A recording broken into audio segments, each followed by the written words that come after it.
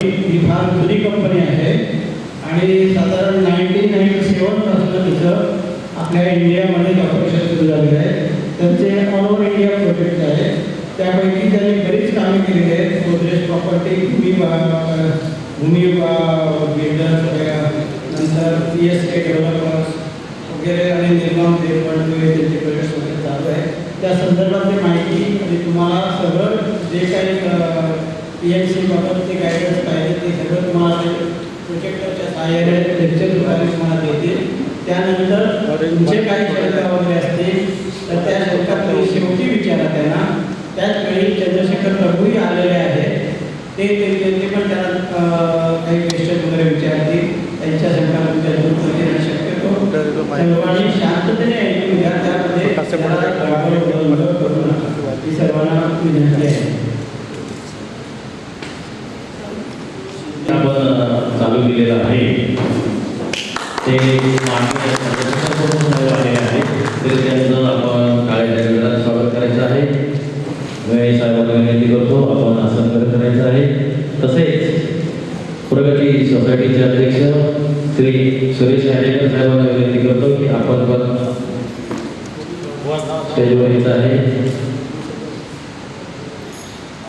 तसेच ज्यांचं आपण आता प्रेझेंटेशन ठेवलेलं आहे ते कुष्मन कंपनीचे असोसिएट डायरेक्टर श्री पुष्कर काशीकर तसेच श्री प्रितेश स्वामी यांनाही विनंती करतो की आपण आसनस्थ व्हायचं आहे. आपलं स्वागत प्रथम आपलं स्वागत करायचं आहे आम्हाला.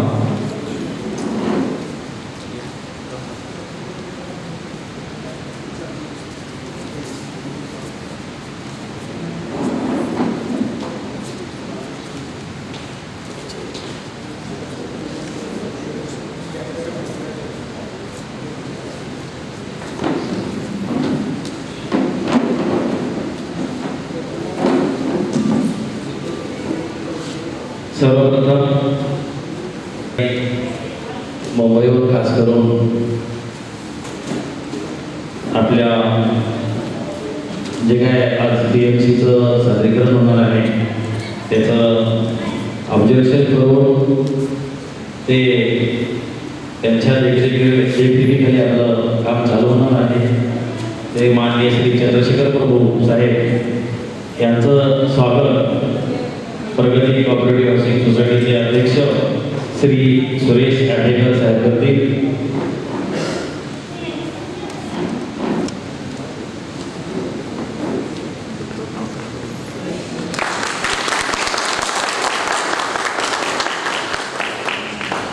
त्यानंतर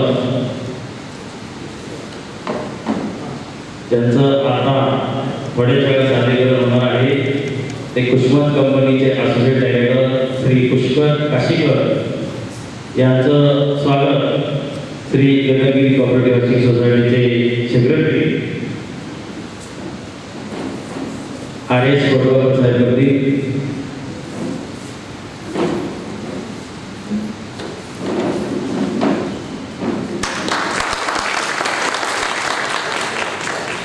त्यानंतर कंपनीचे दुसरे असोसिएट डायरेक्टर श्री प्रितेश स्वामी यांचं स्वागत गगनगिरी प्रगती सोसायटीचे सेक्रेटरी श्री डोळे साहेब करतील.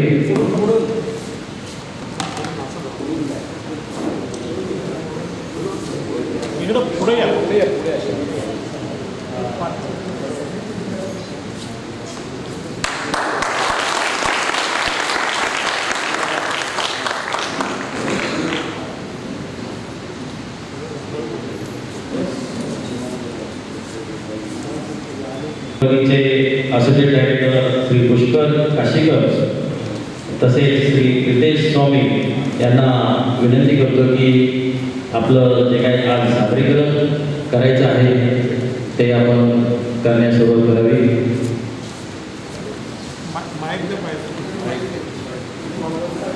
स्वागत करून सर्वांना विनंती करतो. आपण मागच्या वेळेला सन्माननीय प्रभू साहेबांचं सेशन ठेवलं होतं लोहारा समाजला. तिथपासून आजपर्यंत वर्किंग कमिटी आणि डेव्हलपमेंट कमिटीवर जी जबाबदारी आपण टाकली होती सर्वजण जबाबदारीने काम करत आज आपण ह्या आज PMCचं प्रेझेंटेशन आयोजित केलेलं आहे. सर्वांना कळकळीची विनंती आहे, आपसात न बोलता कोणताही कितीही महत्त्वाचा मोबाईल कॉल असेल तरी न घेता बारकाईने प्रेझेंटेशनवर लक्ष ठेवा. हे पहिले आहे. दुसरं तिसरं अशा आपल्याकडे 5 प्रेझेंटेशन होणार आहेत. 5 प्रेझेंटेशन मधून आपल्याला 1 नंबर 1चं PMC निवडायचं आहे. तर आपण ह्या एवढ्या आपला एक प्रोजेक्ट आहे, आपल्यापेक्षा असे कितीतरी प्रोजेक्ट केलेली मंडळी आहेत आणि त्यांचा निकष आपण लावणार आहोत. तेव्हा तो निकष लावण्या ऐवज आपलं त्या प्रेझेंटेशनवर लक्ष असलं पाहिजे. सर्वांनी ते लक्षपूर्वक पाहावं आणि त्याच्यानंतर आपल्याला ही निवड करताना चुकू नये, त्यासाठी सर्वांनी त्याचा व्यवस्थित विचार करून निवड करावी, ही सर्वांना विनंती आहे. सर्वांनी कृपा करून आपले मोबाईल सायलेंटवर ठेवा आणि प्रेझेंटेशनला सुरुवात करूया. धन्यवाद साहेब. या प्रेझेंटेशनमध्ये आमचे 2 पार्ट आहेत. एक पार्ट असा आहे की जे अमलकेटेड प्लॉट आहेत तुमचे प्रगती आणि गगनगिरीचे, सुरुवातीला आम्ही दोन्ही सेपरेट फिजिबिलिटी रिपोर्ट बनवलं होतं. त्याच्यानंतर एक प्रपोजल होतं की अमालगेमेशन नंतर एक प्रपोजल द्या. तो अमालगेमेशनच्या नंतर काय स्थिती असेल, म्हणजे किती सेल टॉवर होतील, किती रिहॅब टॉवर होतील आणि किती माळ्याचे असतील, त्याचं पूर्ण डिटेल कॅल्क्युलेशन हा एक भाग असेल प्रेझेंटेशनचा. ते रितेश सर तुम्हाला डिटेलमध्ये सांगतील. आणि दुसरा भाग असेल की PMC आपण केल्यानंतर PMC काय करणार तुमच्या प्रोजेक्टवर, कसं ते प्रोजेक्ट कधीच नेणार, या कम्प्लीट कसं करणार, हे आम्ही तुम्हाला जस्ट दोघांना समजावून सांगू. आणि थोडीशी थोडक्यात एकदम माहिती की आमची कंपनी काय आहे. बऱ्याच जणांना माहिती नसेल, पण आमची कंपनी काय आहे, कुठल्या टाईपचे प्रोजेक्ट मुंबईमध्ये सध्या आमचे चालू आहे, त्या प्रकारचे पटकन आम्ही माहिती देतो.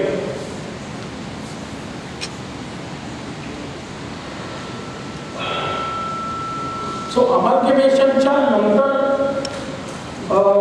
आम्ही कॅल्क्युलेट केल्यानंतर असं आढळून येतं की तिथे 3 सेल टॉवर होतील आणि 1 रिहॅब टॉवर होईल आणि 1 बेसमेंट, 1 स्ट्रीट, 2 पोडियम आणि 18 फ्लोअरचे 3 सेल टॉवर असतील आणि सेल पण 16 माळ्याचा 1 रिहॅब टॉवर असेल. तर हे कसं आलं ते प्रितेश तुम्हाला डिटेलमध्ये समजून सांगतील. मी PMC डिव्हिजन हेड करतो, हे कन्सल्टिंग डिव्हिजन हेड करतात, म्हणजे त्यांचं हे डिटेल कॅल्क्युलेशन ते समजावून सांगेल आणि मी PMC काय करणार आहे ते समजावून सांगेल. तर ह्या बेसवर आम्ही आमचं प्रपोजल बनवणार की हे 3 टॉवर आणि 4 टॉवर कसे आम्ही कन्स्ट्रक्ट करणार आणि PMC काय तुम्हाला हे करणार.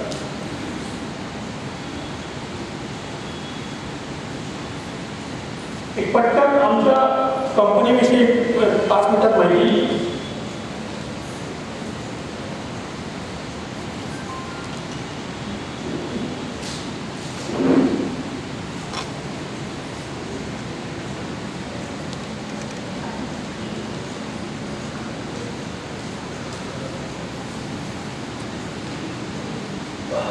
आमची कंपनी सर म्हणाल्याप्रमाणे 1999 पासून मुंबईमध्ये आहे.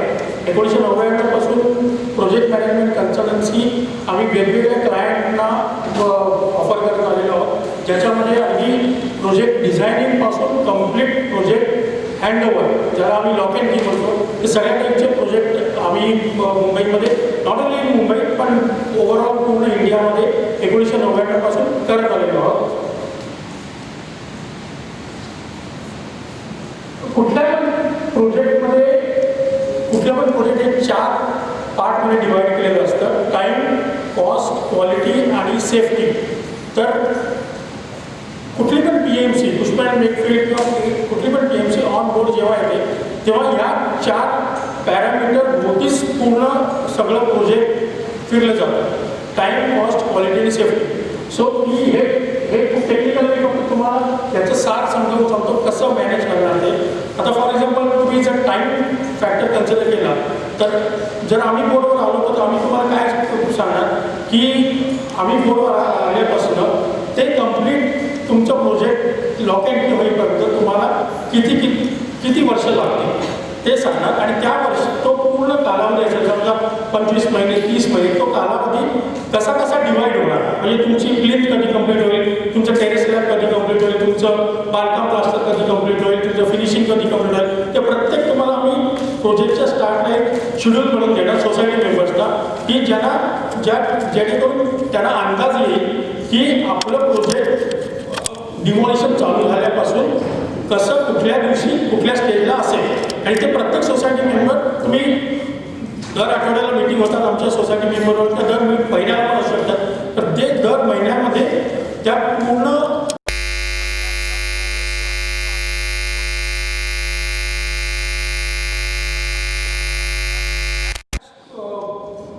मीटिंगमध्ये आम्ही तुम्हाला सांगू की आजच्या दिवशी तुमचं प्रोजेक्ट 4थ्या मजल्याला पाहिजे होतं की आज काय करणारे 3ऱ्या मजल्याला आहे पण 3ऱ्या मजल्याला आहे त्याचं कारण काय आहे त्याच्यामध्ये डिले कोणामुळे आहे त्याच्यामध्ये प्रोजेक्ट डिले होण्यामध्ये भरपूर कारणं असतात त्याच्यामध्ये तर ते आम्ही तुम्हाला सांगू आणि पूर्ण तुम्हाला म्हणजे असं ॲडव्हान्समध्ये इंटिमेशन देत राहू शकतात की तुमचं प्रोजेक्ट डिले आहे की ऑन शेड्यूल आहे ते दर महिन्याला आमच्या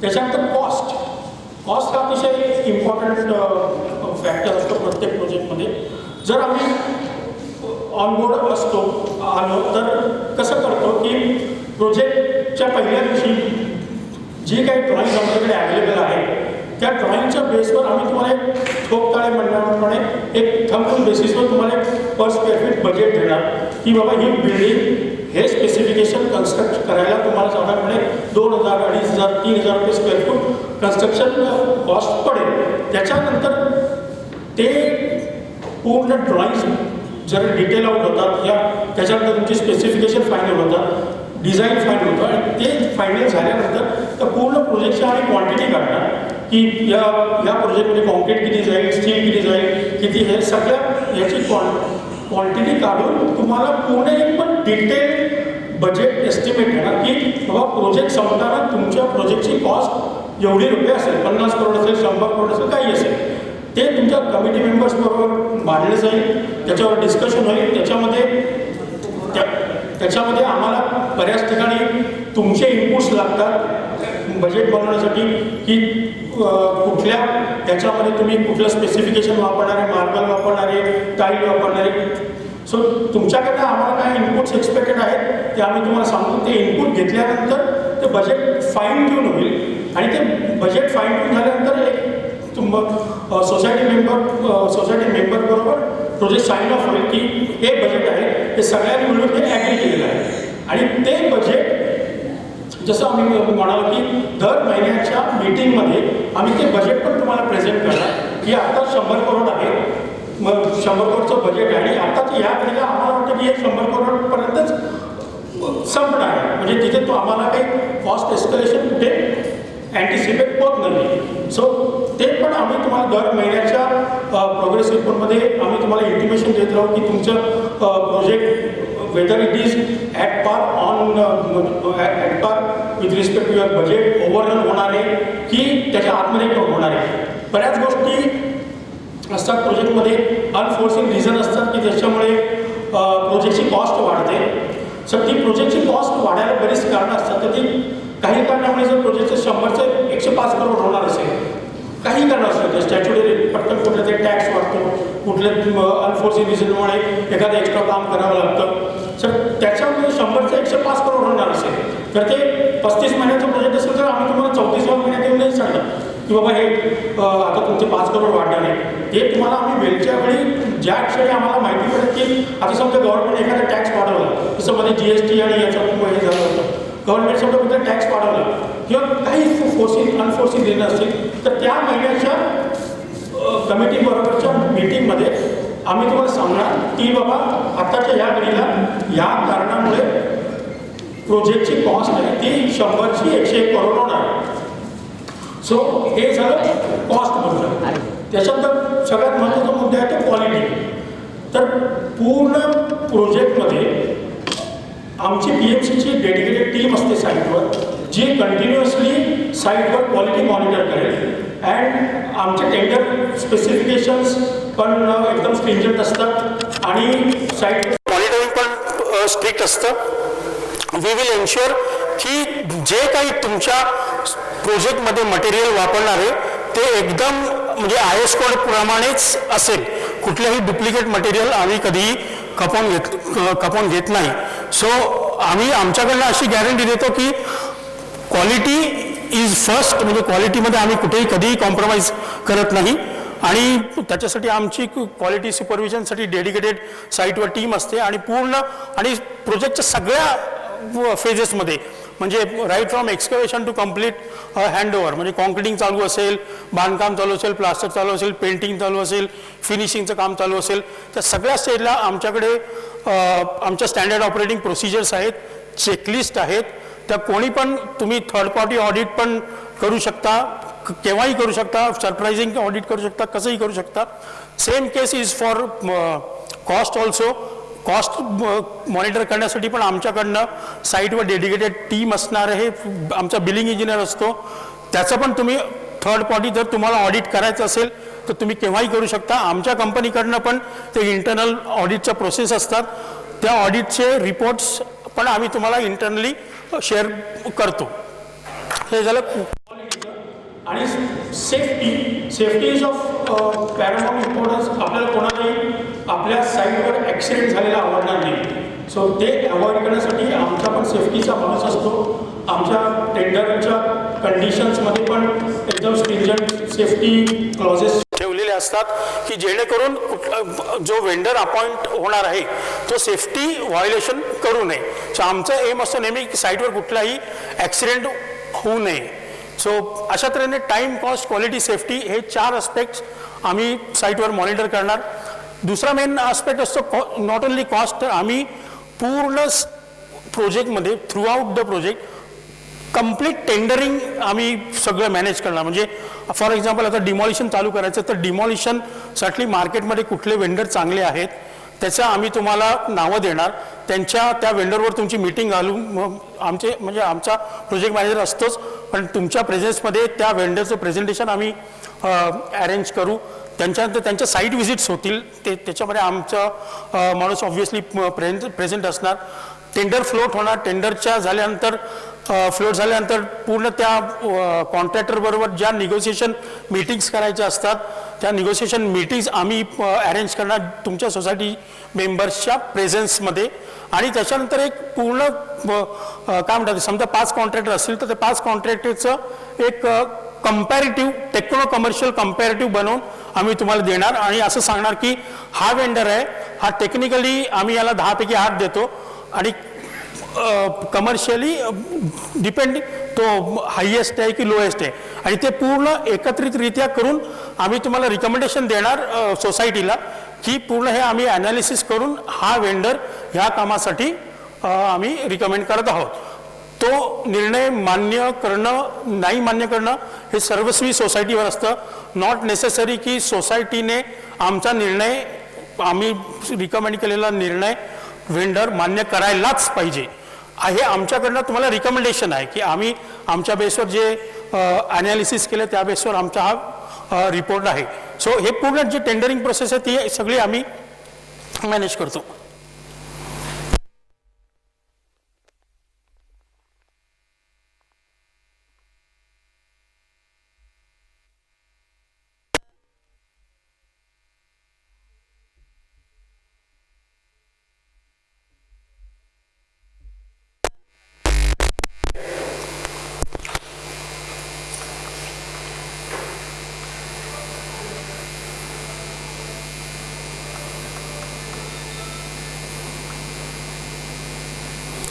तर टोटल PMC अपॉइंट झाल्यापासून कंप्लीट म्हणजे PMC अपॉइंट झाल्यानंतर पहिली step is appointment of architects, various consultant. त्याच्यानंतर आर्किटेक्ट आणि कन्सल्टंट अपॉइंट झाल्यानंतर त्यांचं सगळं डिझाईन फायनलायझेशन होणं. डिझाईन फायनलायझेशन झाल्यानंतर म्युन्सिपॅलिटी म्हणजे कॉर्पोरेशन अप्रुव्हल, त्याच्यानंतर IOD CC जे काय फॉर्मॅलिटीज आहेत त्या, आणि त्याच्यानंतर कंप्लीट हँडओव्हर. तर आम्ही ह्याच्यामध्ये टोटल आम्ही ड्युरेशन काढलेले 40 महिने.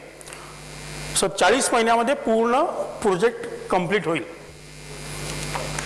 आणि त्याच्यामध्ये काय काय असणार आहे, पहिलं डिझाईन डेव्हलपमेंट असतं की ज्याच्यामध्ये आर्किटेक्ट तुम्हाला एक बिल्डिंगचं बिल्डिंग एलिव्हेशन कसं दिसेल, त्याचं फ्लोअर प्लॅनिंग काय आहे, फ्लोअर स्पेस प्लॅनिंग आहे ते देईल.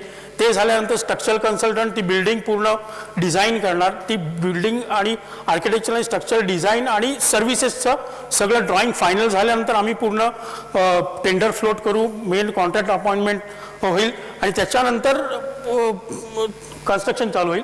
So right from architect appointment to complete handover, म्हणजे हँडओव्हरमध्ये कम्प्लीट सगळ्या वेंडरची बिलं सगळी फायनल सर्टिफिकेशन आमच्याकडनं होऊन तुम्हाला सगळं हँडओव्हर.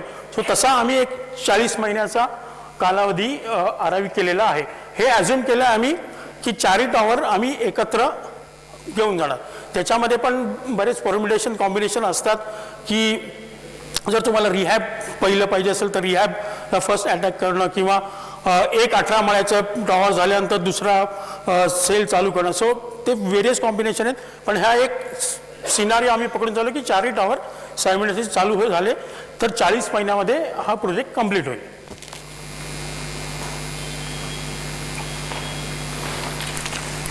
हे फक्त एक जस्ट तुम्हाला ब्रीफ देतोय की आमचे कुठले प्रोजेक्ट कुठल्या ठिकाणी मुंबईमध्ये काय काय वेगवेगळ्या टाईपचे प्रोजेक्ट्स चालू आहेत.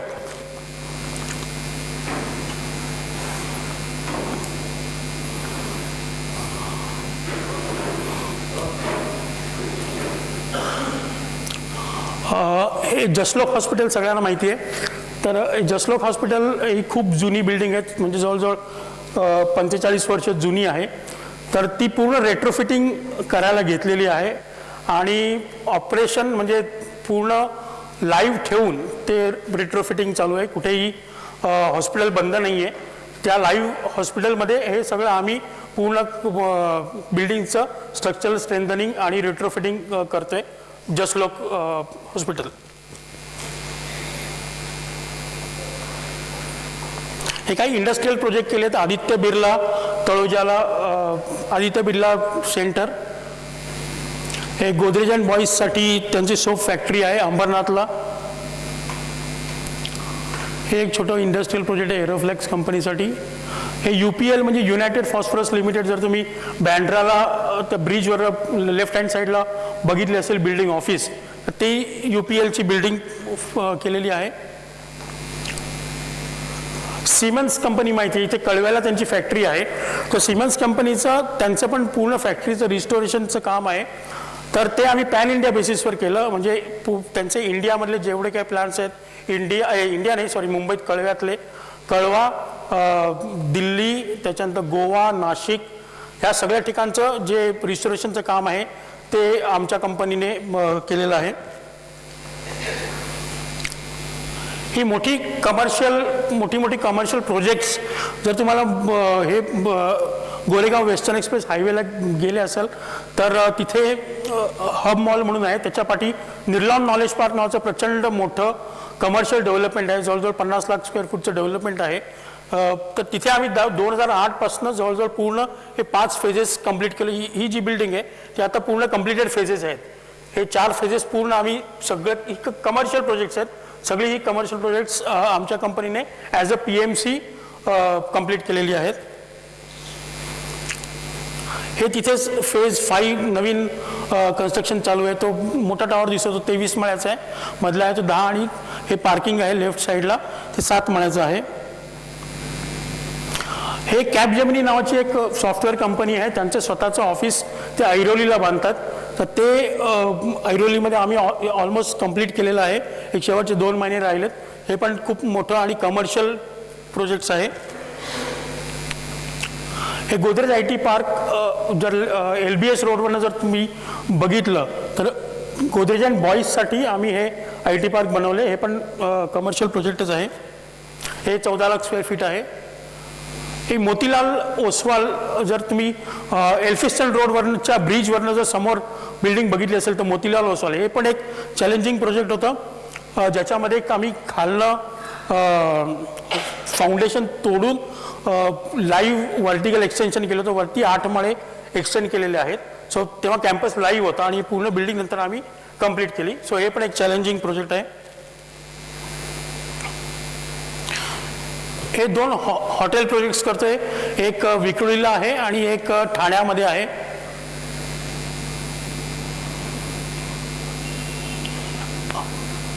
रेसिडेन्शियल हे गोदरेज प्रॉपर्टीज हे एक रिडेव्हलपमेंट प्रोजेक्ट आहे शेल कॉलनी चेंबूरमध्ये. 17 टॉवर आहेत 15 माळ्याचे. तर याच्यामध्ये रिहॅब आम्ही ऑलरेडी लास्ट दिवाळीमध्ये ऑक्टोबरमध्ये हँडओव्हर केलेले आहेत आणि उरलेले 9 जे टॉवर आहेत सेल टॉवर आहेत ते आम्ही साधारणपणे मार्चपर्यंत पूर्ण हँडओव्हर करू.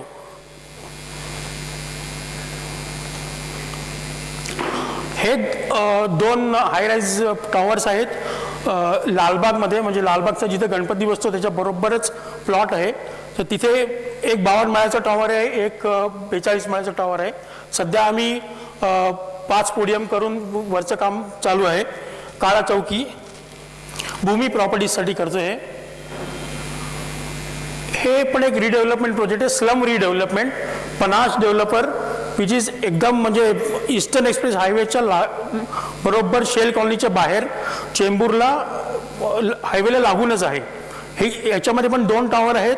इथे आधी स्लम होती, ते स्लम त्याच्यानंतर वेकेट म्हणजे ते डेव्हलपरनेच केलं, वेकेट करून त्याच्यानंतर तो ओपन प्लॉट आम्हाला हँडओव्हर केला आणि त्या ठिकाणी आम्ही हे एक सेल टॉवर आहे 16 माळ्याचा आणि एक 16 माळ्याचा रिहॅब टॉवर आहे. सध्या आम्ही प्लिन कंप्लीट करून रिहॅबचं सुपरस्ट्रक्चर चालू आहे.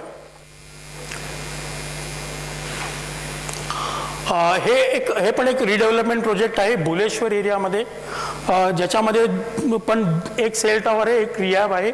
सेल टॉवर आहे 13 माळ्याचा आणि रिहॅब टॉवर आहे 12 माळ्याचा. हे पण एकदम अतिशय कंजेस्टेड एरियामध्ये आहे. भुलेश्वर एरिया तुम्हाला माहिती आहे गिरगावमध्ये, जिथे एकदम वाहनं जायला पण खूप त्रास असतो. तर अशा पूर्ण अडचणीच्या ठिकाणी हे प्रोजेक्ट करतोय आणि आता सध्या आम्ही एक्सकवेशन प्रोग्रेसमध्ये आहे. हे मुलुंडला एक जस्ट चालू झालं आहे, ॲक्च्युअल कन्स्ट्रक्शन चालू झालं नाही आहे, पण आम्ही काय म्हणतात ते कॉन्ट्रॅक्टर प्री क्वालिफिकेशनच्या प्रोसेसमध्ये आहोत आणि साधारणपणे ऑक्टोबर ते नोव्हेंबरच्या दरम्यान ॲक्च्युअल डिमॉलिशन चालू होईल. सो ही झाली PMC विषयी माहिती. त्याच्याविषयी काय प्रश्न विचारायचे असेल तर विचारू शकता किंवा यांचं इधर है ओपन मेरे पीस में.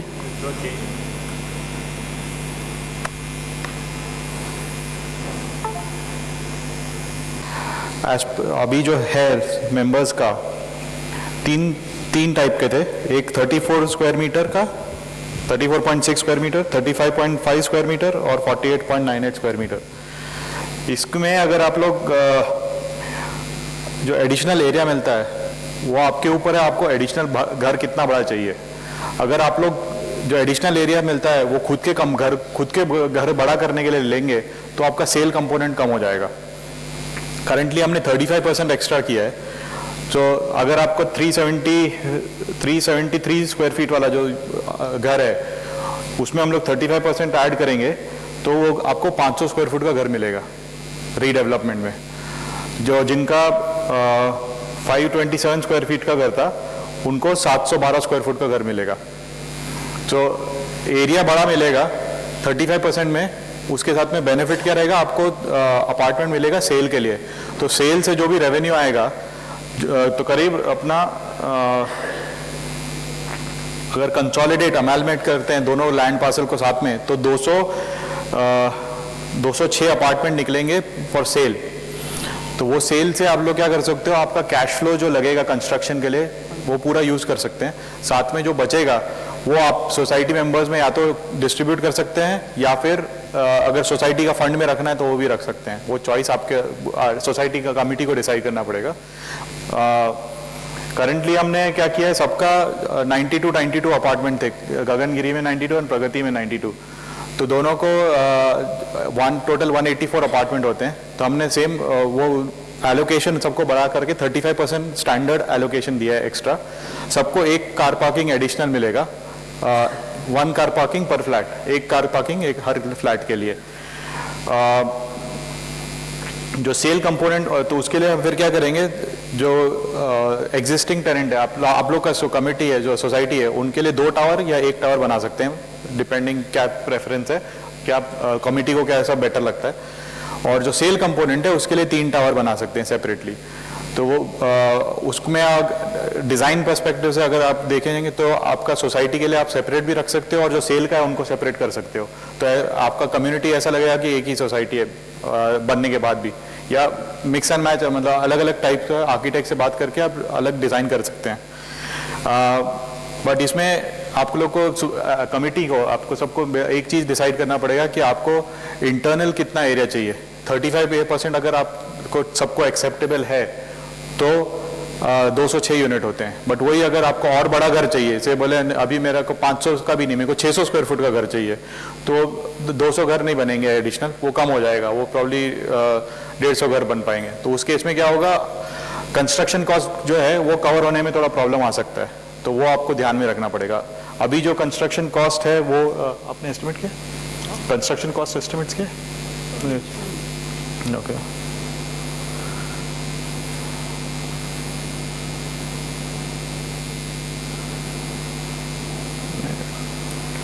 ठीक है, वो सेपरेटली हम लोग कॉस्ट रन करके बता सकते हैं। तो एडिशनल अगर अभी जैसे 206 अपार्टमेंट निकल रहे हैं टोटल एरिया में, अगर मैं इसको पकड़ो,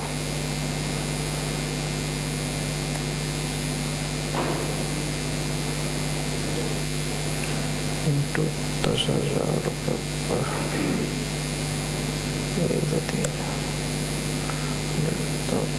हाँ, तो अगर 10,000 रुपये पर स्क्वायर फुट से भी अगर आप जो सेल कंपोनेंट है बेचते हैं, तो आपको करीब 76 करोड़ मिलेगा कॉर्पस, जो कंस्ट्रक्शन कॉस्ट में लगेगा, जो तो वो सफिशिएंट रहेगा आपका जो रीडेवलपमेंट हो रहा है उसके लिए, उसको कवर अप करने के लिए फ्रॉम द सेल कंपोनेंट, और अप्रूवल और उसके लिए भी सब आएगा।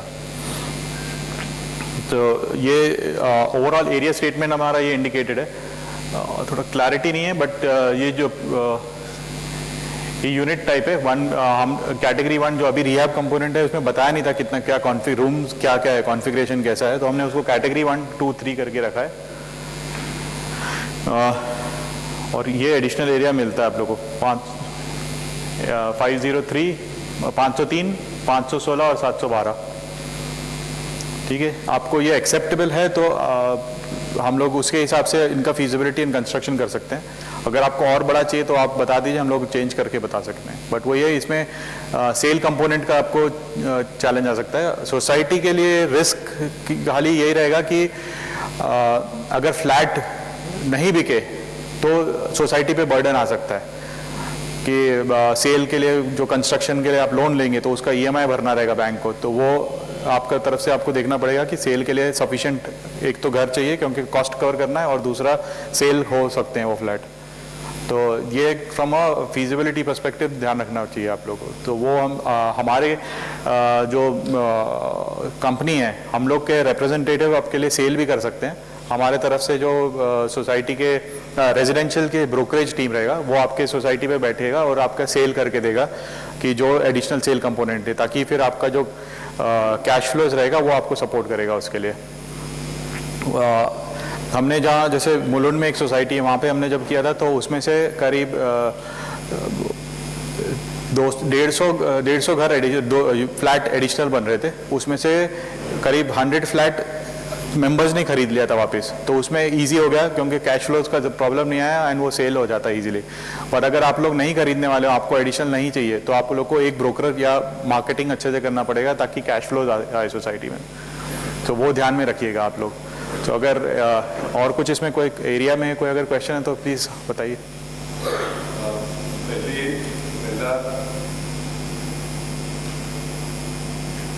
पहला सवाल तो ये है कि आपने FSI कितना एज्यूम किया है?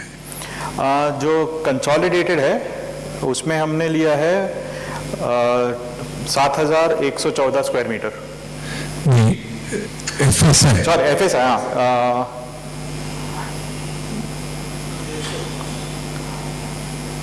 कंसोलिडेटेड में 20,900 करीब 21,000 स्क्वायर मीटर आता है। जमीन कितनी है? जमीन आपकी 7100 है और उस पर आपको करीब 21,000 का FSI मिलेगा, बिल्टअप एरिया मिलेगा। यानी कितना 2 FSI 2.5 FSI कितना आप एज्यूम किया? अच्छा वैसे 2.5 का FSI है, 35% फंजिबल। 2.5 FSI plus 35% fungible. हाँ। यहाँ फ्री ऑफ FSI जो है, जैसे बॉम्बे की तरह यहाँ पे फंजिबल फ्रोजन नहीं है। हाँ। तो यहाँ पे बालकनीज के लिए अलग होता है, तो वो FSI मिलके कितना होता है? तो सर हमने वैसे किया हुआ है, हमने क्या किया, बेस 2.5 बेस FSI लिया है, उसके ऊपर हमने बालकनी RG स्पेस छोड़ा है 15%, बालकनी एरिया और एडिशनल 15% छोड़ा है, और कबर्ड एरिया 3% एडिशनल छोड़ा है। कबर्ड एरिया कितना लिया है? 3%। 3%। हाँ। लेकिन कबर्ड एरिया 5, 5.5, 8% भी लेते हैं लोग। सर अभी जो हमने गाइडलाइंस पे चेक करे थे उसके हिसाब से हमको 3% दिख रहा था। अच्छा। एक एडिशनल क्लॉज वो भी चेक करना है, अभी वो उससे सिडको से क्लैरिफिकेशन एक नहीं आया, जो एडिशनल जो एक रोड था उसकी वजह से प्लॉट साइज बड़ा हो जाता है, तो उसका क्या कंडीशन रहेगा उसके क्लैरिफिकेशन सिडको ने नहीं दिया अभी तक। तो अगर तो वो एडिशनल एरिया और बालकनी और सब मिलके आपको लगता है कि 21,000 स्क्वायर मीटर होगा? हाँ, बिल्टअप एरिया मिलेगा सब चीज मिला के, यानी सब एडिशनल FSI कंसिडर करके 21,000 स्क्वायर मीटर होगा। और आज इनका कंज्यूम कितना है? 7,000 स्क्वायर मीटर। नहीं, अभी कंज्यूम्ड इनका है, हाँ जी, 7,000 स्क्वायर मीटर। तो 7,000 स्क्वायर मीटर और 21,000 करीब 3 गुना इनका ज्यादा होता है। फिर सिर्फ 35% एक्स्ट्रा क्यों? उससे ज्यादा भी दे सकते हैं। सर बिल्कुल, ज़्यादा आप 35 की जगह 50% भी ले सकते हैं, बट क्या चैलेंज ये आता है कि जो कैश फ्लोज आपको जनरेट करने कंस्ट्रक्शन के लिए, अगर आप MDCC से लोन लेंगे या कहीं से भी आप लेंगे, तो उसको सर्विस करने के लिए आपको कैश फ्लोज चाहिए, तो सेल कंपोनेंट इसलिए ज़्यादा चाहिए। अगर जो आपको रेवेन्यू कैश फ्लो जनरेट करके देगा, पूरा कंस्ट्रक्शन कॉस्ट। ये रेलवे स्टेशन के बराबर सामने है, तो यहाँ पे सेल का कुछ एस्टिमेशन आपने किया है कि क्या दाम पे होगा? रफली हमने एस्टिमेट किया 10,000 रुपीज पर स्क्वायर फीट पे। 10,000 है, 10,000 है का जास्त है?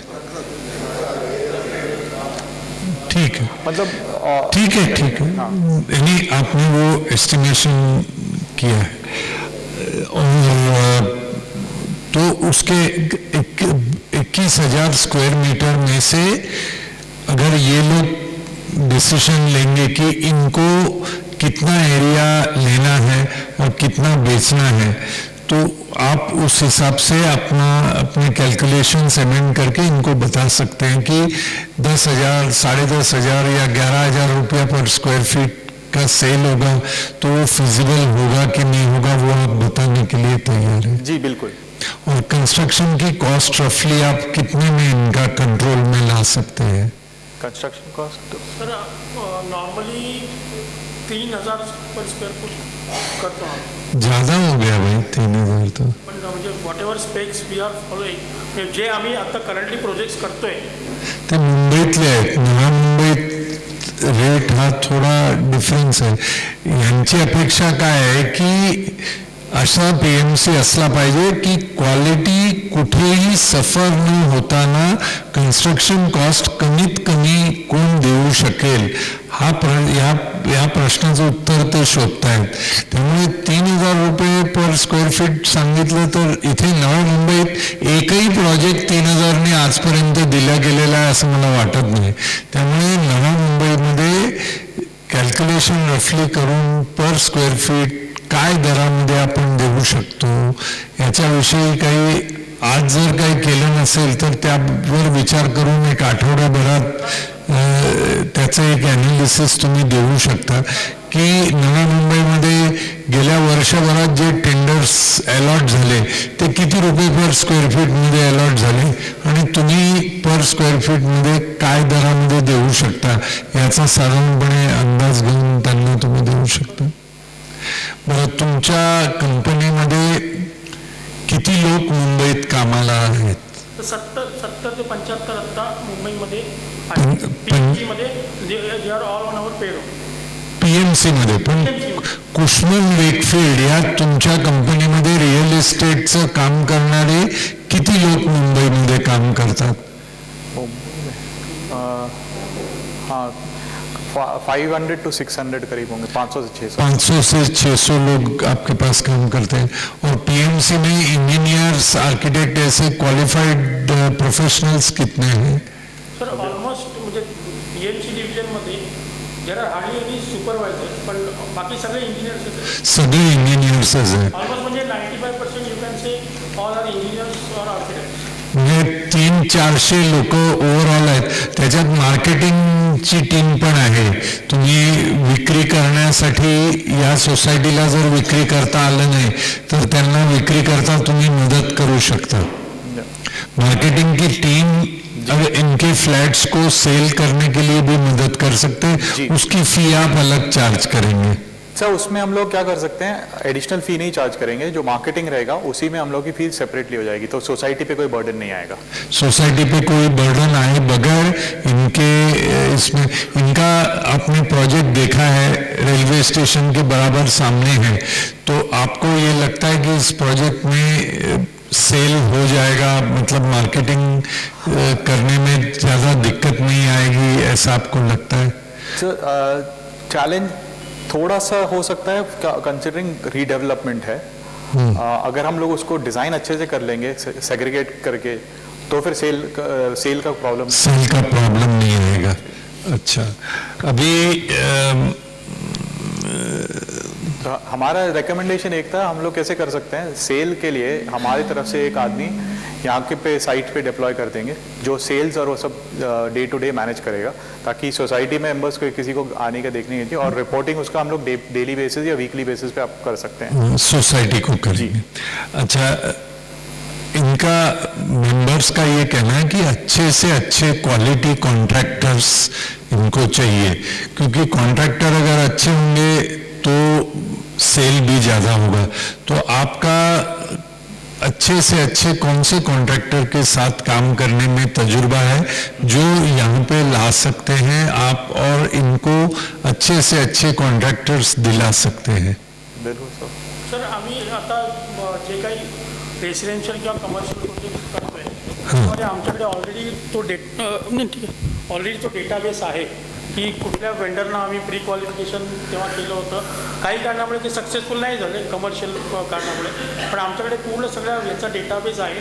कुठल्या प्रोजेक्टवर आम्ही कुठल्या type of contractor pre qualification केलं होतं, तो डेटा आम्ही यांच्याशी शेअर करू शकतो आणि त्यांच्या साईट व्हिजिट वगैरे जे काही ते सगळं आम्ही प्रोसेस यांच्याकडे. तुम्ही आठवड्याभरात जे देणार त्याच्यात ब्रँडेड कॉन्ट्रॅक्टर्स तुम्ही कोणते कोणते यांना आणू शकता याची एक लिस्ट द्या, की आमचे या कॉन्ट्रॅक्टर बरोबर अंडरस्टँडिंग आहे, आम्ही हे प्रोजेक्ट या मोठ्या कॉन्ट्रॅक्टर बरोबर काम केलंय आणि या प्रोजेक्टमध्ये त्या लेवलचे कॉन्ट्रॅक्टर इथे आम्ही आणू शकतो, असं एक त्याचं अंडरस्टँडिंग. त्यानंतर हे सगळे एक एक कॅटेगरी आहे, मार्किंग आणि इव्हॅल्युएशन जे म्हणून प्रश्न विचारतो.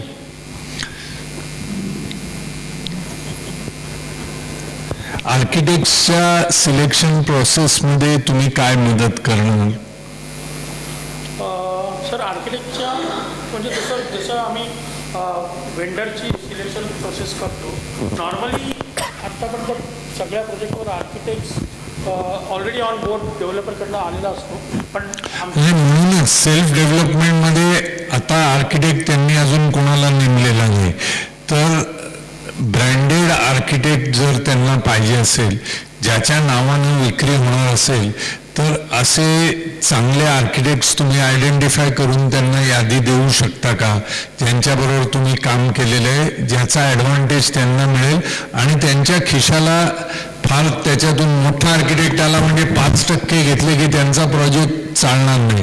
मोठा आर्किटेक्ट येऊन सुद्धा 1-1.5% कन्स्ट्रक्शन कॉस्टच्या किंवा 2% जर करत असेल, हे तुम्ही तुमच्यामुळे जर आणू शकलात तर त्यांना त्याचा ॲडव्हान्टेज, तर तसं आर्किटेक्ट्स तसे ते पण आम्ही शेअर करू. आणि ते शेअर करा की कशा हे काय इव्हॅल्युएशनचे वेगवेगळे पॉइंट्स आहेत म्हणून मला ते प्रश्न विचारायला लागतात. करू share. Sir as a standard practice हम लोग क्या करते हैं कि हर कॉन्ट्रैक्टर जैसे आर्किटेक्ट है, सिविल इंजीनियर है, या डिज़ाइनर है, इलेक्ट्रिकल है, उसके लिए टेंडर इनवाइट करते हैं. हम मिनिमम 3 इनवाइट करेंगे. नहीं वो तो मैं समझ रहा हूँ, वो तो प्रोसेस है. मुझे प्रोसेस का मतलब नहीं है. आज तक आप क्या कर रहे हैं? आज तक आप बिल्डर के लिए काम कर रहे हैं, यानी बिक्री की सारी जिम्मेदारी उसकी है, आपकी नहीं है. यहाँ ऐसा नहीं है. यहाँ ये बेच नहीं सकते. ये बेचारे वहाँ पे रहते हैं. ये सेल्फ रीडेवलपमेंट में नई मुंबई में ये फर्स्ट स्कीम होगी, तो इनको बिल्डर की तरह वो नहीं, वहाँ बिल्डर जिम्मेदार है हर चीज को, तो आपके ऊपर जिम्मेदारी नहीं है. यहाँ पे ये आपकी तरफ देखते हैं कि भाई अच्छा ब्रांडेड आप कौन देंगे. आप ब्रांडेड देंगे तब इनका बिकेगा. तो ये यहाँ पे आप आज तक आप जो काम कर रहे हैं और अभी इनके लिए जो काम कर रहे हैं उसमें ये मूलभूत फर्क है कि इनको अच्छे ब्रांडेड लोग देने की भी जिम्मेदारी आपकी है, क्योंकि उनके नाम पे बिकने वाला है. जो अच्छा ब्रांड जब आता है कंस्ट्रक्शन के लिए तो उस ब्रांड के नाम पे इनके फ्लैट बिकता है. तो हमको ये पता करना है कि आप ऐसे ब्रांड्स ला सकते हैं क्या, ऐसे आर्किटेक्ट ला सकते हैं क्या कि जिनका नाम है और जिनके नाम से यहाँ पे अच्छी बिल्डिंग बनेगी, बिकेगी, और ये करते हुए भी दाम बहुत ज्यादा ना हो.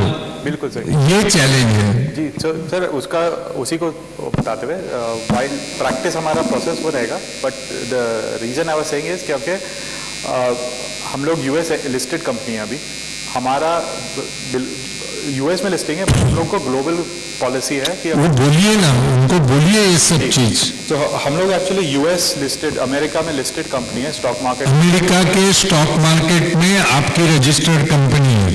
तो एज पर यूएस का जो रेगुलेशन है, कहीं पे भी दुनिया में अगर हमारा ऑफिस है, हम लोग को policy, strict policy on fraud, on मैल प्रैक्टिसेस के अगेंस्ट काम करते हैं. अगर कोई भी डेवलपर, कॉन्ट्रैक्टर, वेंडर के खिलाफ अगर मैल प्रैक्टिसेस केसेस कहीं रजिस्टर्ड है तो हमारी कंपनी कभी उनके साथ काम नहीं कर सकती, क्योंकि हम लोग कहीं पे भी दुनिया में काम अगर ऐसी कंपनी के साथ करेंगे हमको यूएस में पेनलाइज करते हैं और हमारा ब्रांड रेपुटेशन उसके वजह से खराब होता है. आप कितने देशों में आपकी कंपनी काम करती है? 60 कंट्रीज में है प्रेजेंट. 60 देशों में आप काम करते हैं जी. और सारे 60 देशों में मिलके आपके कितने एम्प्लॉयज हैं? 60 कंट्रीज में हमारे करीब 56,000 एम्प्लॉयज है. 56,000 एम्प्लॉयज है 60 देशों में. और हेड ऑफिस आपका अमेरिका में है. अमेरिका में. और अमेरिका के कानून के मुताबिक आप चलते हैं और कोई भी गलत प्रैक्टिस आप नहीं करते हैं, क्योंकि अमेरिकन स्टॉक एक्सचेंज में आपकी कंपनी रजिस्टर्ड है. जी. तो और उसका इम्प्लीकेशन बहुत हाई रहता है हमें. तो बताइए सब. तो अगर हम लोग, जैसे मैं कह रहा था कि अगर हम लोग कोई भी डिफॉल्ट डेवलपर है या मैल प्रैक्टिसेस वाले डेवलपर से कहीं इन्वॉल्व होते हैं तो हमको यूएस में पेनलाइज कर सकते हैं. हमको लीगल एक्शन यूएस में लेंगे, जिसका इम्प्लीकेशन हमारे पे ऊपर बहुत रहता है. तो हम लोग कभी भी ऐसे काम में या डेवलपर या पार्टनर के साथ हम लोग काम नहीं करते हैं जो ऐसे चीज़ों में इन्वॉल्व है. तो हम लोग वेरी ट्रांसपेरेंट वे में काम करते हैं. एक एक रुपए का आपको रिपोर्टिंग रहेगा, वेरी ट्रांसपेरेंट रहेगा कि क्या कौन कितना काम कर रहा है, किधर कितना खर्चा हुआ है, ताकि एकदम ट्रांसपेरेंट सिस्टम रहे, किसी को कोई प्रॉब्लम नहीं आएगी आगे चल के. आणि इंडियामध्ये आमचे मुंबईमध्ये ऑफिस आहे, पुण्यामध्ये ऑफिस आहे, अहमदाबाद, बँगलोर, हैदराबाद आणि हेड ऑफिस आमचे गुरगावला आहे आणि कलकत्तामध्ये. अशा ठिकाणी आमचे इंडियामध्ये ब्रांचेस आहेत. अच्छा, आप ये बताइए कि आपने अभी बोला कि 40 महीने तक का ये होगा. ये 40 महीना आपके अपॉइंटमेंट के बाद में सिर्फ कंस्ट्रक्शन अगर करना है, 18 माला 20 माला जैसा आप प्लान करते हैं, तो बिल्डिंग के फाउंडेशन से लेकर बिल्डिंग खड़ी रहने में जल्दी से जल्दी कितने टाइम में होता है? 40 महीने में तो आपकी अपॉइंटमेंट है, आर्किटेक्ट की अपॉइंटमेंट है, प्लान बनना है, प्लान अप्रूव होना है, तब तक तो ये अपने घर में रहेंगे, इनको 40 महीने घर से बाहर नहीं जाना पड़े। इनको फिक्र ये है कि जितने ज़्यादा दिन इनको घर से बाहर रहना पड़े उनको तकलीफ है उससे, तो इनको कम से कम महीने में घर छोड़ने के बाद बिल्डिंग कितने दिन में पूरी हो सकती है कम से कम, जिससे ये जल्दी से जल्दी आ सकते हैं, उसका टाइम बताइए।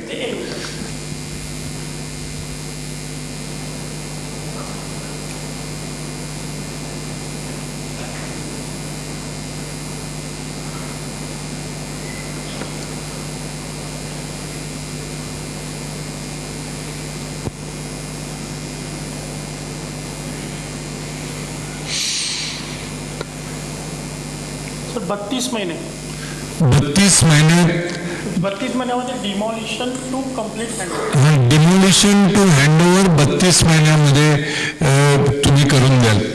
जर कोणती त्याच्यामध्ये 1 महिना आम्ही प्लिंटच्या वरचं CC पकडलं, 1 महिना झालेला आहे, पण 32 महिन्यामध्ये म्हणजे साधारणपणे 2.5 वर्षामध्ये हे यांनी घर सोडलं की 2.5 वर्षाची भाड्याची व्यवस्था केली तर तेवढ्यात हे परत येऊ शकतील। आणि असं तुम्हाला वाटतंय की पैशाची आधी व्यवस्था होणार, सगळे परमिशन ॲडव्हान्समध्ये घेतल्याशिवाय एक माणूस सुद्धा घर सोडून जाणार नाही, तुम्ही सर्व परवानग्या ready, all permission start to एंडच्या परमिशन आल्याशिवाय कोणी घर सोडून जाणार नाही। मग ह्यांनी घर सोडल्यानंतर तुम्ही डिमोलिशन करण्यापासून ते बिल्डिंग ही 32 महिन्यामध्ये तुम्ही करू शकता। जर वेगळी काही टेक्नॉलॉजी करून हे 32चे आणखी कमी करता येईल का? त्याच्यामध्ये थोडंसं 2-3 महिन्याचं बफर आहे, कारण फाउंडेशनमध्ये बफर आहे, वरती तर काही प्रॉब्लेम नाही, म्हणजे वरती अनसर्टनिटीज कमी असतात। ही सगळी जागा काही खडका वगैरे नाही आहे, त्यामुळे इथे फाउंडेशन हे जनरली पायलिंग होणार आणि मार्शे लँड्स होत्या आधीपासूनच्या, त्यामुळे फारसं काही त्याच्यात एकदम डिफिकल्ट असं काही नसणार आहे। तर याच्यामध्ये तुम्ही जसं म्हणाले टेक्नॉलॉजीमध्ये, जसं आपल्या शेजारी जे आता प्लॉटचं कन्स्ट्रक्शन चालू आहे, एक्सकॅव्हेशन प्रोसेसमध्ये आहे, आणि तिथे 4 ते 5 मीटर डाऊन हार्ड रॉक मिळालेला आहे, 4 ते 5 मीटर म्हणजे बाजूलाच टचिंग, त्यामुळे तसं तुम्हाला फार प्रॉब्लेम होणार नाही। मी प्रेझेंटेशनमध्ये म्हणालो की आत्ता आम्ही 40 महिने टोटल पकडले, ते एकदम कन्व्हेन्शनल कन्स्ट्रक्शन पकडले, आणि त्याच्यामध्ये टाईम रिडक्शन करण्यासाठी काय काय तुम्ही जसं म्हणाल तर टेक्नॉलॉजी आहे, जसं 18 महिने 3 टॉवर आहेत 18 महिन्याचे, म्हणजे मायवान कन्स्ट्रक्शन जर पकडलं तर 54 रिपिटेशन आहे, म्हणजे ते थोडंफार विजिबल होऊ शकतं। त्याच्यामध्ये कसं 7 दिवसामध्ये तुम्हाला एक स्लॅब सायकल, समजा 10 दिवसामध्ये एक स्लॅब पडला तर 18 स्लॅबचे समजा 6 महिन्यामध्ये कॉलम बेम येतो आणि मग फिनिशिंग 6 महिन्यामध्ये एक बिल्डिंग होईल, ते मायवान सेटिंग दुसऱ्या बिल्डिंगला येईल, पण परत 6 महिन्यात दुसरी बिल्डिंग होईल, जर म्हणजे 6 महिन्याच्या 6 महिन्याचे 3 महिन्यामध्ये होऊन जाईल, म्हणजे 6 समजा 1.5 वर्षामध्ये बिल्डिंग मायवानमध्ये केलं तर होऊ शकतं, आणि ती टेक्नॉलॉजी तुम्ही आणू शकता। आणि ते आम्ही जसं सांगितलं तसं ते लालबागचे जे 2 टॉवर करतोय ते आम्ही मायवाननेच करतोय, पण त्याचं फक्त काय, त्याचं आम्ही म्हणजे जेव्हा आम्ही सगळ्यात तुम्हाला जो पाहिजे तो डेटा जेव्हा देणार, त्याच्यामध्ये त्याचं कॉस्ट इम्प्लिकेशन भरपूर आहे, जे त्याचं आम्ही पूर्ण कॉस्ट बेनिफिट ॲनालिसिस करून तुम्हाला करून आम्हाला जरा द्या, की म्हणजे लोकांना हे कळेल की बाबा जर नॉर्मल टेक्नॉलॉजी घेतली तर 32 महिने, जर ते 32च्या ऐवजी 18 महिन्यात करायचं असेल तर कदाचित 100 रुपये पर स्क्वेअर फीट वाढतील किंवा 200 रुपये, काय जे असेल ते लोकांसमोर सांगा, म्हणजे त्यांना निर्णय घेणं सोपं जाईल। त्यानंतर क्वालिटी कंट्रोलचे तुमचं हे आहे, एकदा का तुम्हाला जर PMC नेमलं तर बिल्डिंगच्या कन्स्ट्रक्शनच्या क्वालिटी, कारण नवी मुंबईत कन्स्ट्रक्शनच्या क्वालिटीचा खूप प्रॉब्लेम आहे, नवीन बिल्डिंग बिल्डरांनी बांधले 2 वर्ष 4 वर्षामध्ये गळायला लागतात, तर तुम्ही क्वालिटीची गॅरंटी त्या कॉन्ट्रॅक्टरकडून शकता का? त्याच्याविषयी वॉटरप्रूफिंगची गॅरंटी, स्ट्रक्चरची गॅरंटी ही ज्या कॉन्ट्रॅक्टरकडून तुम्ही घेता त्याच्याकडून बॅक टू बॅक कॉन्ट्रॅक्टमध्ये देऊ शकता का? त्याच्याविषयी जरा सांगा. जसं तुम्ही म्हणाल की माझ्या माईक घ्या वाटेल तर. माझ्या प्रेझेंटेशनमध्ये पण सांगितलं की जेव्हा PMC अपॉइंट होईल तेव्हा पूर्णपणे क्वालिटीची जबाबदारी आमची असेल, आमची डेडिकेटेड टीम राहील. भले रात्री पण काम चालू असेल, स्लॅब कॉन्क्रिटिंग चालू असेल किंवा कुठल्याही टाईपचं कॉन्क्रिटिंग असेल, असं कधी होणार नाही की आमची टीम त्याच्यावर सुपरवाईज करायला नसणार आहे. आमचा माणूस कंटिन्युअस सुपरविजन असणार. काम चालू असताना प्रत्येक जे मटेरियल होईल ते IS कोडमध्ये ज्याप्रमाणे रिक्वायरमेंट आहे त्याप्रमाणे त्याचं टेस्टिंग केलं जाईल आणि ती जबाबदारी आमची आहे. आणि जसं सर म्हणाल्याप्रमाणे जो मेन कॉन्ट्रॅक्ट होईल, जे बिल्डिंगमध्ये मेन प्रॉब्लेम होतात लिकेजचे, वॉटरप्रूफिंगचे, सो ती जी जबाबदारी आहे तर वॉटरप्रूफिंगची साधारणपणे 10 वर्ष मेन कॉन्ट्रॅक्टला गॅरंटी देतो. तो आता वॉटरप्रूफिंग हा कसा सब्जेक्ट आहे, हा एक स्पेशलाइज सब्जेक्ट आहे की त्याचा कॉन्ट्रॅक्टर पण वेगळा असतो. पण याच्यामध्ये प्रोसेस कशी असते की जो कॉन्ट्रॅक्टर वॉटरप्रूफिंग करणार तो आम्ही मेन जो बिल्डिंगचं काम करणारा कॉन्ट्रॅक्टर आहे त्याच्या स्कोपमध्ये आम्ही वॉटरप्रूफिंग टाकणार. तो त्या कॉन्ट्रॅक्टरला 10 वर्षाची गॅरंटी देणार आणि main contractor back to back guarantee 10 वर्षाची आपल्याला देतो, म्हणजे सोसायटीला देणार. म्हणजे 10 वर्षाची पूर्ण गॅरंटी सोसायटीकडे आहे. जसं वॉटरप्रूफिंग आहे तसं अँटी टर्माइट ट्रीटमेंट म्हणून पण एक स्पेशलाइज्ड जॉब आहे जे प्लीनच्या वेळेला मारतात की ज्याच्याप्रमाणे टर्माइट किंवा वाळवी वरती येऊ नये. सो जे काही स्पेशलाइज्ड ॲक्टिव्हिटी आहेत कन्स्ट्रक्शनच्या त्या सगळ्याच्या गॅरंटीजची जबाबदारी घेणं हे आमचं काम आहे आणि त्या हिशोबाने आम्ही ती सगळी प्रोव्हिजन टेंडरमध्ये पण करणार. म्हणजे टेंडरमध्ये असतेच आमच्याकडे.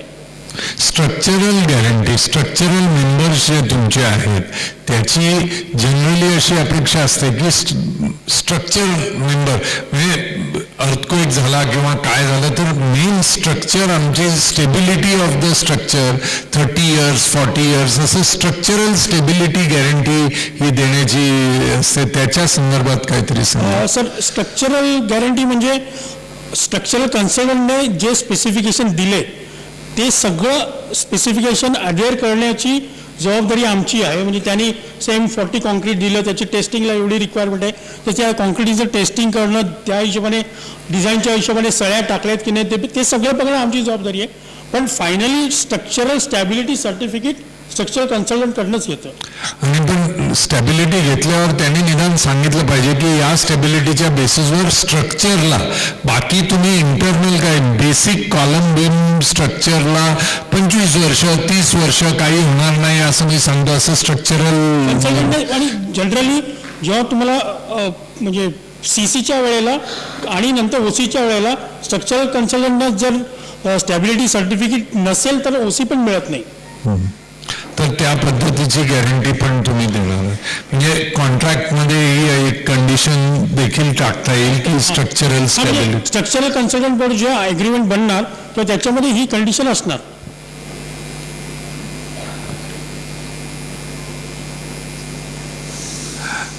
मार्केटिंगची टीम ही तुमची वेगळी आहे. पण यांना दुसरं म्हणजे जर बँक 95% लोन देते, 5% समजा बँकेने दिलं नाही आणि समजा लोकांकडे एक्स्ट्रा एरिया विकत घेण्यासाठी 5% नाही मिळाले तर त्या 5% अमाऊंटसाठी तुम्ही ते रेज करण्यासाठी तुमचं कॅपिटल मार्केट डिव्हिजन आहे ते यांना मदत करू शकतील का?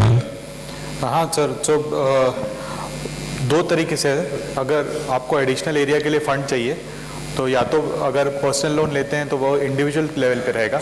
अगर हमारे कैपिटल मार्केट से चाहिए तो हमारा ब्रिज लोन रहता है जो आपको शॉर्ट टर्म 3 to 5 years के लिए हम लोग अरेंज कर सकते हैं. जो आप ब्रिज लोन अरेंज कर सकते हैं. अगर 95% बैंक से आया और 5% की जरूरत है तो ऐसा ब्रिज लोन कुछ समय के लिए आप लोग अरेंज कर सकते हैं. पर वो सोसाइटी लेवल पे रहेगा. सोसाइटी पे इंडिविजुअल इनको नहीं चाहिए क्योंकि आज इंडिविजुअल होम लोन तो हर बैंक देती है और वो 8% 8.5% में देती है. उसके लिए उनको कोई जरूरत नहीं.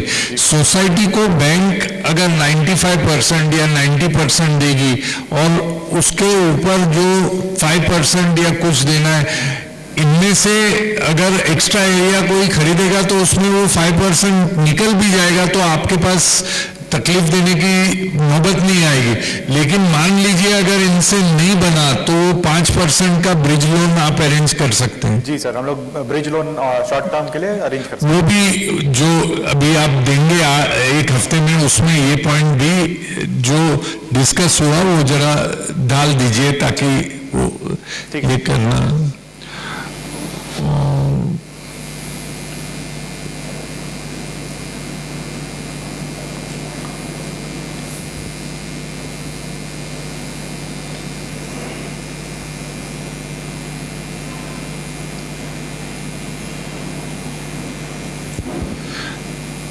महारेरा रजिस्ट्रेशन ये वो सब करने में सोसाइटी को आप मदद कर सकते हैं। वो तो ऑनलाइन रजिस्ट्रेशन है, उसके लिए घंटा 2 घंटा भी नहीं लगता, लेकिन इनके पास वो सब करने के लिए उतनी व्यवस्था नहीं है, तो उसकी मदद भी आप कर सकते हैं ना उनको। जी, सपोर्ट कर सकते हैं। आणखी आपल्याकडे टेक्निकल जे काही प्रश्न आहेत ते मी विचारलेले आहेत, आपल्यापैकी कोणाकडे काही प्रश्न असतील तर आपण विचारू शकता त्यांना। माईक आपल्याकडे पाठवला जाईल। टेक्निकल प्रश्न सरांनी खूपच छान विचारलेत। माझा फक्त एकच आपल्या सगळ्यांचा जिव्हाळ्याचा प्रश्न, तो म्हणजे व्हॅकेट केल्यानंतर ज्यावेळेस आपल्याला दुसरीकडे राहायला पाठवत आहेत त्यावेळेस आपल्याला 1 BHK राहायला देत आहेत भाड्याने का 2 BHK देत आहेत, आणि देत असतील तर त्यांनी तसा काही त्याचा स्टडी वगैरे केलाय का? नाही, भाडे रुपये त्यांनी ठरवलेत का? हा त्यांचा प्रश्नच नाही आहे। हे तुम्ही त्यांना PMC बिल्डिंग बांधण्याकरता बांधतायत, तर तुमच्या जनरल बॉडीचा निर्णय आहे। तुम्ही 1 BHKचं भाडं घ्यायचं का 2 BHK, हा तुमचा प्रश्न आहे, त्यांचा नाही। हे तुम्ही प्रश्न ते बिल्डरला विचारता तसे त्यांना विचारू नका। इथे तुम्ही बिल्डर आहात, त्यामुळे हे निर्णय तुम्ही घ्यायचे, हे त्यांनी घ्यायचे नाहीये, त्यामुळे हे प्रश्न त्यांना नका विचारू। ओके, धन्यवाद सर। त्यांचे प्रश्न, तुमची बिल्डिंग तुमच्या वतीनं चांगल्यात चांगली बांधून तुम्हाला त्या बिल्डिंगच्या चाव्या देण्याचं काम त्यांचं आहे। तुम्ही स्वतःला किती भाडं देऊ इच्छिता काय हे तुम्ही तुमच्यामध्ये ठरवा ना, जनरल बॉडीमध्ये। हे मलाही सांगण्याची गरज नाही आणि त्यांनाही सांगण्याची गरज नाही। तुम्ही जितकं भाडं जास्त घ्याल तितका तुमचा कॉर्पस कमी होईल, तुम्ही जितकं भाडं कमी घ्याल तितका तुमचा कॉर्पस जास्त होईल। बाहेरचा माणूस कोण निघून नाही जाणार, हा निर्णय तुमचा आहे, हा त्यांचा नाही आहे। त्यामुळे ते तुम्ही ठरवायचं आहे, तुम्ही भाडं 1 बेडरूमचं घेता का 2चं घेता का 5 बेडरूमचं घेता, शेवटी ते तुमच्याच खिशातून जाणार आहे, ते त्यांच्याकडून जाणार नाही। त्यामुळे हा त्यांचा प्रश्न नाही आहे। नमस्कार। मगाशी साहेबांनी सांगितल्याप्रमाणे जे स्क्वेअर फीट आपण कॅल्क्युलेट केले की रिहॅबसाठी साधारण 500 स्क्वेअर फुटापासून ते 700 स्क्वेअर फुटापर्यंत, पण आपल्या इथे एकतर मेनली 2 प्रकारची घरं आहेत, टेरेस आणि विदाउट टेरेस। तो विथ टेरेस हा एक पार्ट याच्यामध्ये कन्सिडर झालेला नाही आहे। साधारण 120 फुटाचे टेरेस आहे तिथे, ओपन टेरेस, तो त्याच्या कॅल्क्युलेशनमध्ये आलेला नाही आहे। आणि दुसरी गोष्ट अशी की जो 35% या रेटनी जो त्यांनी एरिया काढला आहे तो एरिया पण खूपच कमी वाटतो।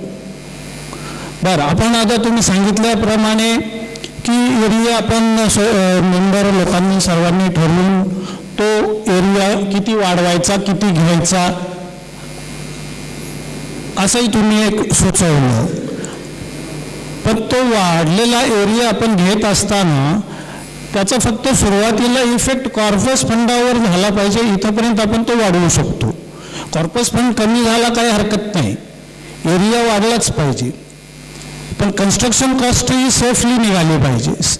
सेल लिमिटमधून कन्स्ट्रक्शन कॉस्ट निघून सफिशियंट असा कॉर्पस फंड राहावा, असे एरिया कैलकुलेशन पाहिजे। ठीक है सर, हम लोग रिवाइज एरिया कर सकते हैं जिसमें construction, total construction cost, approval cost मिला के टोटल नहीं, कॉस्ट कितना आ रहा है? हाही विषय हा आपला आहे, हा त्यांचा नाही. आपण त्यांना सांगायचं की बाबा 2,25,000पैकी आज आम्ही 70,000 वापरतोय, आम्हाला तुम्ही 1.5 लाख द्या, 1 लाख विका, किंवा आम्हाला तुम्ही 1 लाख द्या, 1.5 लाख विका. हा निर्णय आपल्या जनरल बॉडीने घेऊन त्यांना सांगायचं, ते फक्त अंमलबजावणी करणार, ते आपल्या वतीनं निर्णय घेणार नाही, निर्णय आपण घेणार. त्यांनी एक साधारणपणे अंदाज दिला की 35% ॲडिशनल तुम्हाला दिलं तर काय होईल. तुम्हाला 50% पाहिजे, 50% घ्या. पण त्यांना आपण सांगणार आहोत, हा आपला विषय आहे. आज तो विषय आपल्यासमोर नाही आहे की आपण किती एरिया घेणार आहोत. आज कोणत्या PMCला आपण नेमावं इतक्या पुरताच विषय आहे. आपला एरिया किती घ्यावा, किती घेऊ नये याच्याकरता आपली वेगळी बैठक घेऊन आपण चर्चा करून तुमची जनरल बॉडी त्याचा निर्णय घेणार. आता टेरेसच्या बाबतीत, ओपन टेरेस हे FSI मध्ये मोडले जात नाही. त्यामुळे ओपन टेरेसचा अधिकार किती असावा हे PMC ठरवत नाही, हे तुम्ही ठरवत असता. त्यामुळे ओपन टेरेसचं काय करावं, ज्यांच्याकडे ओपन टेरेसेस आहेत त्यांना ओपन टेरेसेस द्यावी की देऊ नये, किती द्यावी हे तुमच्या जनरल बॉडीने ठरवायचं आहे. नवीन बिल्डिंगमध्ये जर ओपन टेरेसेस करायचे असतील तर ते सुद्धा PMCला सांगायचं नाही. आर्किटेक्ट जो प्लॅन करतो त्याला सांगायचं की इतके ओपन टेरेसेस आम्हाला द्या, इतक्या फ्लॅटला जोडलेले इतक्या एरियाचे ओपन टेरेसेस द्या, जेणेकरून लोकांचा FSI त्यातून वापरला जाणार नाही. तोही यांचा विषय नाही. आज आपण यांना काय विचारतोय ते आपल्याला त्यांनी जे प्रेझेंटेशन दिलंय त्या प्रेझेंटेशनमध्ये तांत्रिकदृष्ट्या ते सक्षम आहेत की नाही हे विचारण्यासाठी हे सगळ्यांना आपण विचारणार आहोत. आणि मग त्यातून त्यांच्यापैकी कोण जास्तीत जास्त सक्षम आहेत हे तुमची जनरल बॉडी ठरवणार आणि मग जनरल बॉडीच्या सभेमध्ये त्या बाबतीतला निर्णय घेणार. आज त्यांना आपण काय प्रश्न विचारणार की त्यांच्या अनुभवातून आपल्याला काही शिकण्यासारखं आहे का, त्यांनी केलेली कामं, त्यांनी केलेल्या बिल्डिंगी, त्यांच्याकडे असणारी लोक.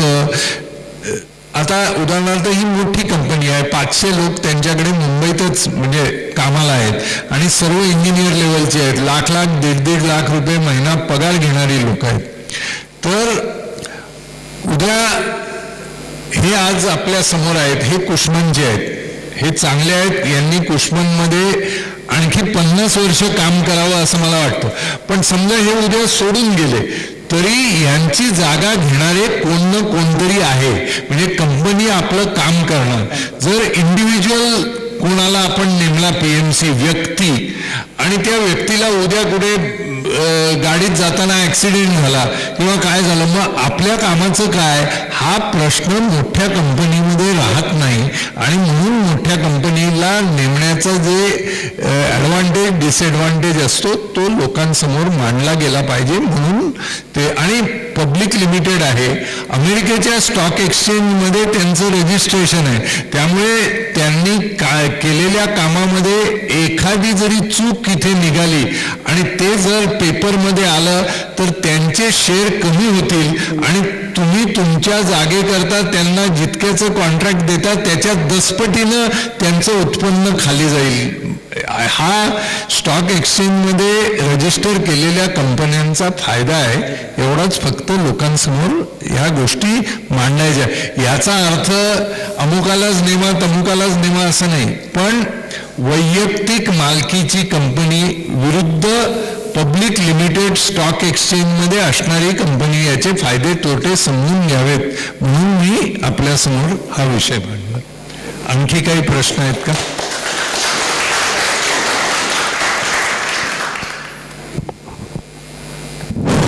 हॅलो, मला फक्त विचारायचं होतं की यांचं ऑफिस आहे ते न्यूयॉर्क, हेड ऑफिस तुमचं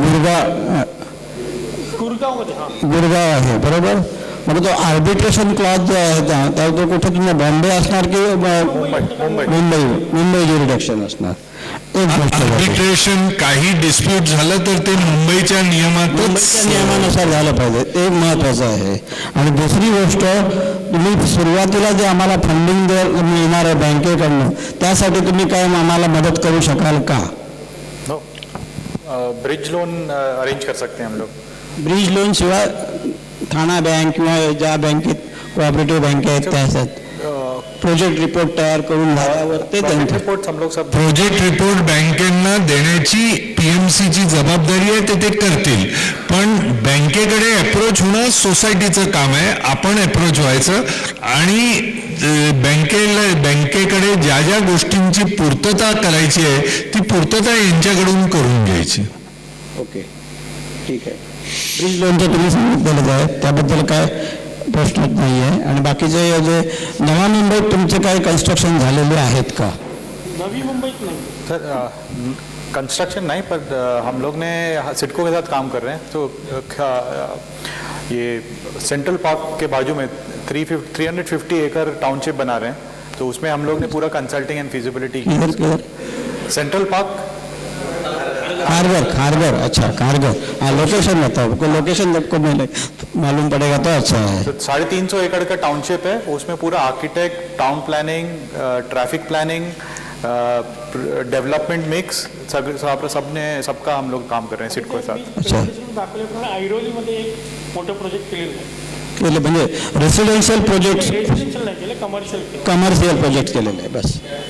त्या विषयी सर मुझे एक जीआर के रिलेशन में जो फिजिबिलिटी है इसमें जो रियाब एरिया है और जो सेल एरिया है वो कितने स्क्वायर मीटर मालूम पड़ेगा?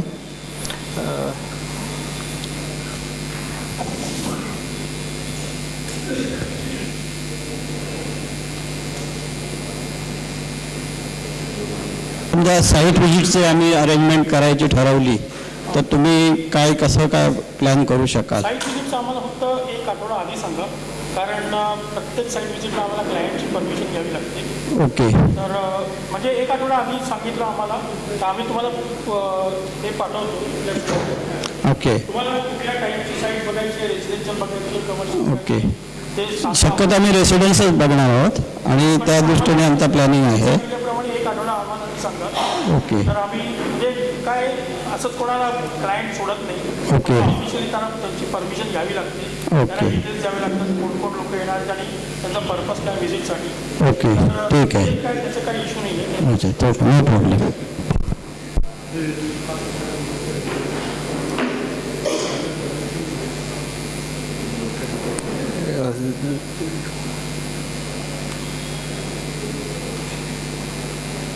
स्क्वायर मीटर में 9,560 9,560 स्क्वायर मीटर रियाब में.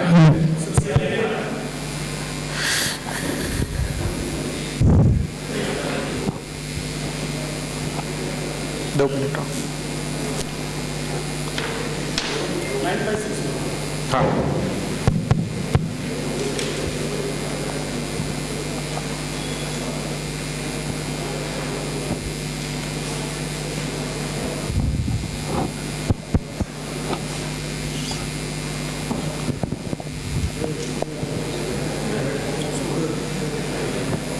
सेल कंपोनेंट करीब 12,000 स्क्वायर मीटर निकलेगा रफली.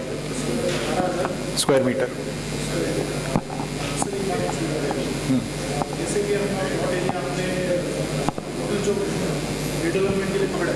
कितना स्क्वायर मीटर पकड़ा? तो वो 7,114 स्क्वायर मीटर. 7,100 स्क्वायर में इसमें 7,114 स्क्वायर मीटर. बट ये थोड़ा कंफर्मेशन करना है सिडको से, बिकॉज इसमें हमने वो अमेलमेट दोनों कंबाइन करके जो बीच का रोड है वो भी लिया है. बट रोड उसका एग्जैक्ट एरिया और कंडीशंस अभी तक सिडको से क्लैरिफिकेशन नहीं आया, चेंज हो सकता है. ठीक है, आपने जो बताया कि जो रियाब एरिया है वो 9,560 है. हाँ और सेल एरिया 12,000 स्क्वायर मीटर है. हाँ करेक्ट. ये दोनों को ऐड करेंगे तो आपने 20,000 कंस्ट्रक्शन एरिया निकल जाएगा. करेक्ट. हाँ.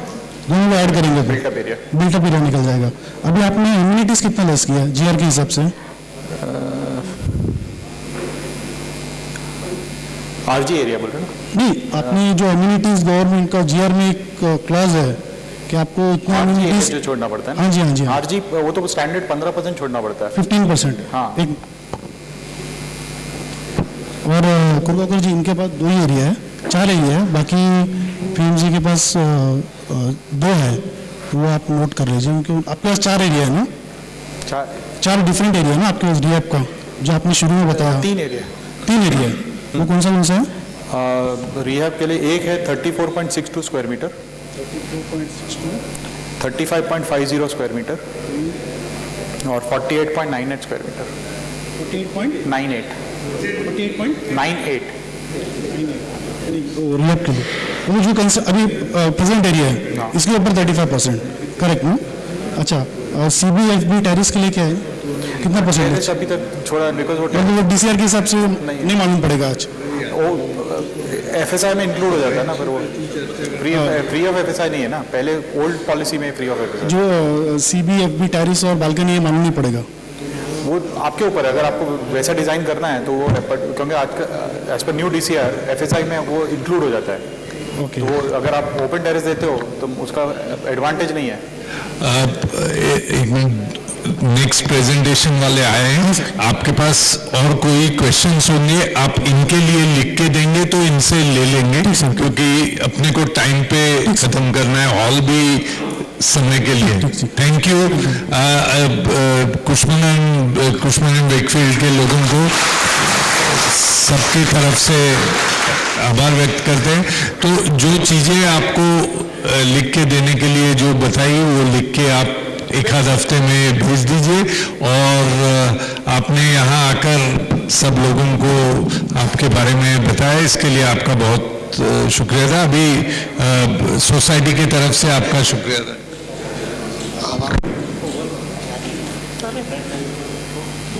आज या ठिकाणी सर्वप्रथम दोन्ही मान्यवरांना विनंती करतो की आपण या ठिकाणी आसनस्थ व्हायचं आहे। आता थोड्याच वेळात चहा पाण्याचा कार्यक्रम होणार आहे।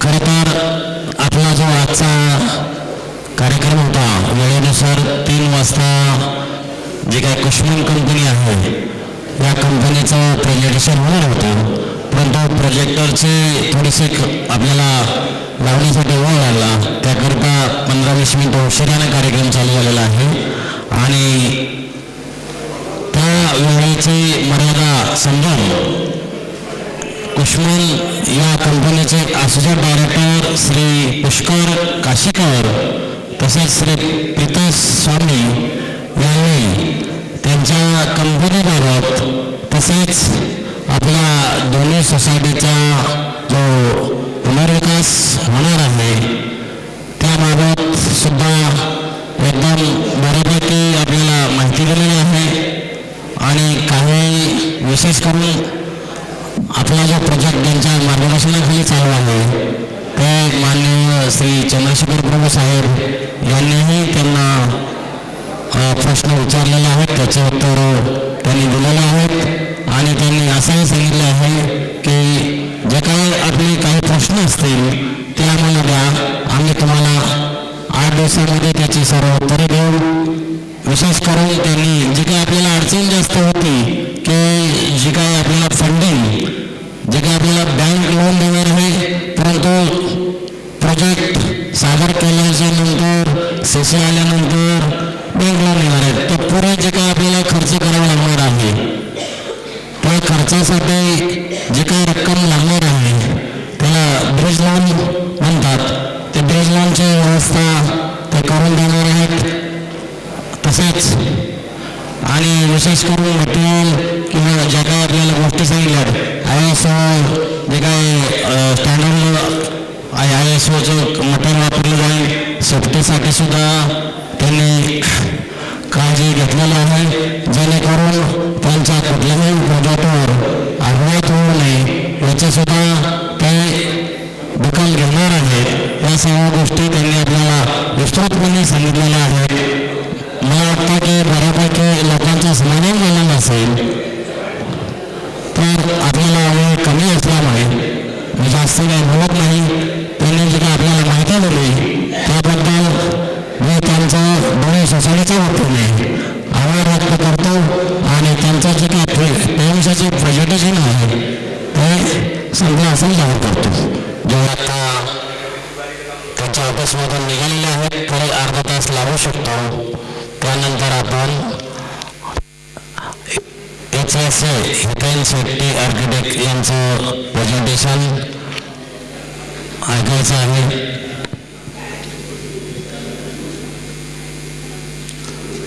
स्पेस प्लॅनिंग आर्किटेक्चर यांनी असं सांगितलेलं आहे की आमचा उद्या घ्या, परंतु जो निर्णय आपला कमिटीचा आणि सभासदांचा राहील त्यांचं घ्यायचं किंवा नाही घ्यायचं.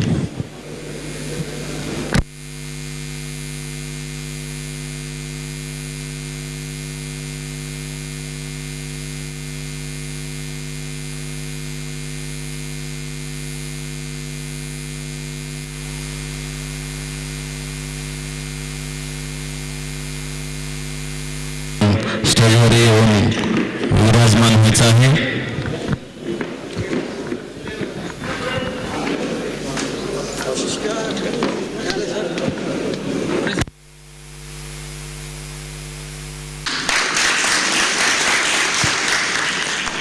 त्यानंतर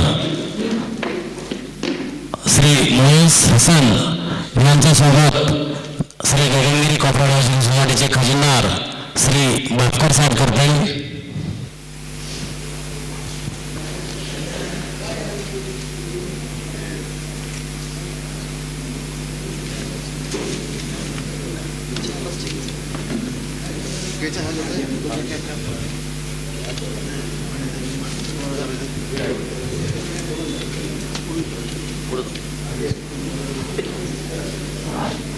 श्री मोईस हसन यांचं स्वागत श्री भापकर साहेब करीत आहेत.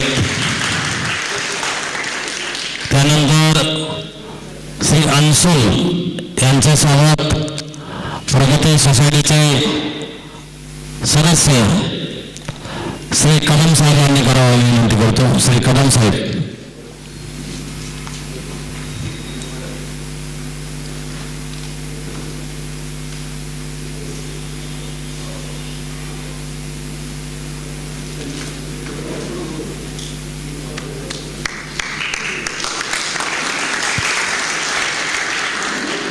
धन्यवाद.